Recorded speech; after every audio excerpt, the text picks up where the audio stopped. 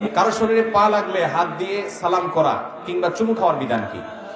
আমাদের সমাজে এই কালচারটা ব্যাপকভাবে প্রচলিত আছে। ধরেন আপনি বসে আছেন, আমি যাচ্ছি আপনাকে ডিঙ্গিয়ে, তো যাওয়ার সময় আপনার গায়ের সাথে আমার পাটা লেগে গেল, তখন আমরা কি করি?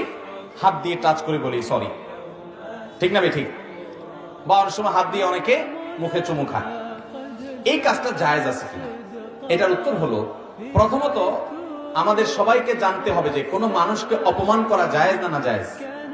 কোনো মানুষকে অসম্মান করা ইসলামে জায়েজ আছে না জায়েজ? নবী করিম সাল্লাল্লাহু আলাইহি ওয়াসাল্লাম বিদায় হজের ভাষণে বলেছেন, তোমাদের প্রত্যেকের ইজ্জত সম্মানকে হারাম করা হয়েছে, অর্থাৎ এটা নষ্ট করতে পারে না কেউ। হারাম মানে সম্মানিত করা হয়েছে, এটাকে কেউ নষ্ট করার অধিকার। এখন পৃথিবীতে কারোর প্রতি সম্মান প্রদর্শন বা অসম্মান প্রদর্শনের জন্য যে আপনার মানুষের কালচার, মানুষের যে অভ্যাস, মানুষের যে আপনার কি বলে আদত এবং রীতিনীতি, এটা এক একটাতে এক এক রকম।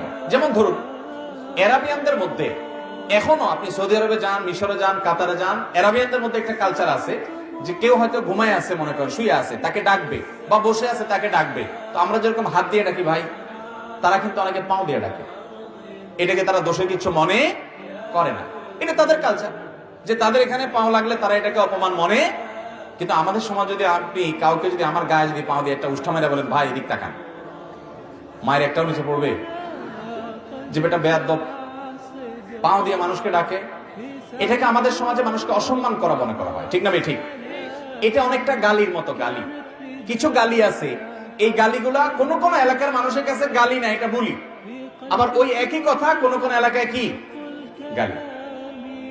যেমন ব্যাংককে এয়ারপোর্টে বারবার করে ঘোষণা দিচ্ছে ভদ্র মহিলা, তো ঘোষণার মধ্যে একটা কথা আসছে বারবার, আমি একা একা বসে মিটমিট করে হাসছিলাম, হাই রে, এটা আমার দেশে যদি বলে থাপ্পড় একটা নিচে পড়বে না। অথচ এটা নিশ্চয়ই ভালো অর্থে ভদ্র মহিলা বলতেছে, তাদের ভাষায় এটা ভালো।